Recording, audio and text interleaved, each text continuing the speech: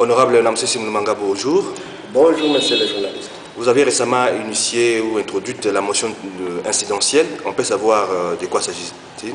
Oui, c'était en date du 28 novembre 2017 que j'avais introduit ma motion incidentielle au bureau de l'Assemblée provinciale pour que ça soit débattu en plénière dans 48 heures selon les règlements d'ordre intérieur.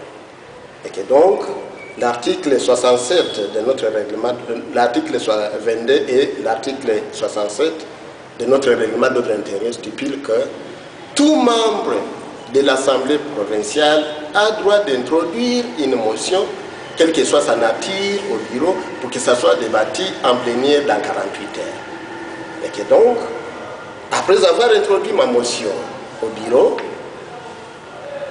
j'attendais 48 heures pour que ça soit débattu en plénière. J'ai été étonné quand j'ai vu une lettre du bureau qui me dit que non, la motion a été rejetée par le bureau. Et là, moi, je me suis posé la question, ils se sont basés sur quel test, donc ils ont quelle base juridique pour rejeter une motion incidentielle, alors que c'est une matière purement de l'Assemblée plénière et non du bureau. Donc, chose étonnante encore, messieurs les journalistes, je me suis dit, 3 membres du bureau étaient incriminés par ma motion incidentielle. Il s'agit de l'honorable Ombeni qui est le rapporteur, son rapporteur adjoint qui est Balumissa, la questeur Kinja, mais tous 3 ont participé à cette réunion-là, je ne sais pas comment je peux qualifier cette réunion, qui a rejeté une motion qui a été introduite en bonne et due forme au bureau pour que ça soit débattu en plénière. Et que donc même, il y a un collègue qui s'est étonné et il a déclaré que ce qui s'est fait à l'Assemblée provinciale n'a pas de nom.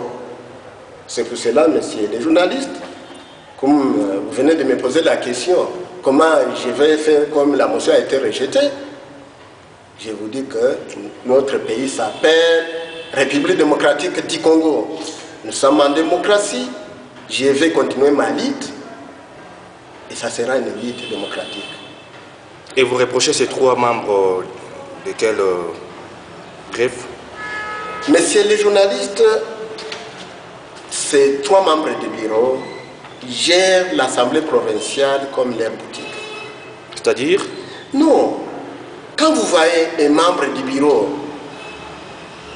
qui reçoit les fonds au nom de l'Assemblée provinciale, mais il ne donne jamais rapport, il reçoit des fonds et il vous dira tout simplement que non, je n'ai plus de chèque, je n'ai plus cet argent-là, je ne sais pas celui qui m'a volé l'argent. Vous comprenez que quelque part, il y a obscurité dans leur gestion, messieurs les journalistes.